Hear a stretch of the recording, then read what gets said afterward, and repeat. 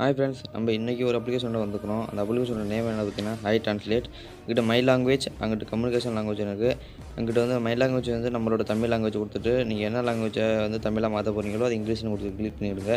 English click பண்ணிவிட்டு உங்களுக்கு வந்து என்ன லாங்குவேஜ் தமிழில் வேணும்னு நினைக்கிறீங்களோ சைடில் ஒரு ஒரு சர்ச் பாக்ஸ் மாதிரி இருக்குது. அதை கிளிக் பண்ணி கொண்டாந்து அதில் வச்சிங்கன்னா சர்ச் வச்சிங்கன்னா உங்களுக்கு வந்து தமிழில் வந்து கன்வெர்ட் ஆகி காமிச்சிரும்.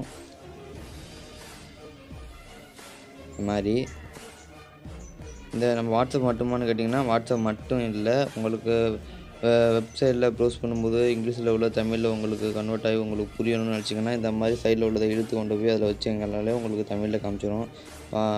உங்களோட வெப்சைட்டில் இல்லாட்டி உங்களோட டெக்ஸ்ட் ஏதாச்சும் வேர்டு எதாவது டைப் பண்ணி வச்சுக்கிங்கன்னா உங்களுக்கு ஒன்றும் புரியலைன்னா இதை கொண்டு போய் ஜஸ்ட்டு அந்த சர்ச் பாக்ஸ் மாதிரி கொண்டு போய் இப்படி முன்னாடி வச்சா போதும் ஃப்ரெண்ட்ஸ்.